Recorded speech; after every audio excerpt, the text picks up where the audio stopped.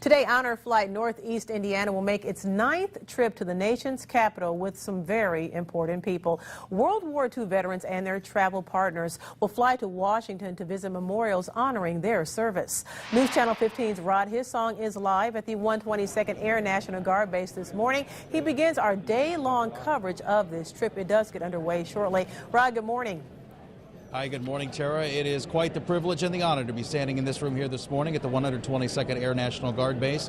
70 World War II veterans and their guardians behind us eating breakfast this morning. Departure time here from the Fort Wayne Airport coming up in about an hour or two. They'll land at Reagan to Washington, D.C., of course, to see the memorials that have been made for them. And joining us this morning, the president of Honor Flight Northeast Indiana, it's Bob Meyer. And Bob, the 5th year now for the Honor Flight. This is number 9, and they're all special. Talk a little bit about what these veterans are going to do today. Well, we're going to fly from Fort Wayne nonstop up to Reagan National. After that, we get onto 3 tour buses. We divide it up into 3 tour buses, and then we do a full day of touring. Of course, with these being all World War II veterans, our first stop is at the World War II Memorial. And we'll spend about an hour there, get back on the buses, and then we go around the Lincoln. We hit the Korean War Memorial. We do the Vietnam Wall, Lincoln.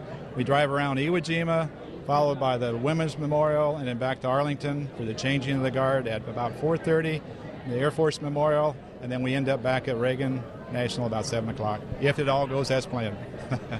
The changing of the guard at Arlington, truly one of the more special things that we see in this country. Talk about what this means for the veterans who've sacrificed so much 70, 80 years ago, and what it means for them to go and see something that was made especially for them. Well, it means everything in their life today. I mean, it's incredible what response we get from them, and the common response we get when they get off the airplane at the end of the day is often, "This has been the highlight of my life," and we hear that a lot.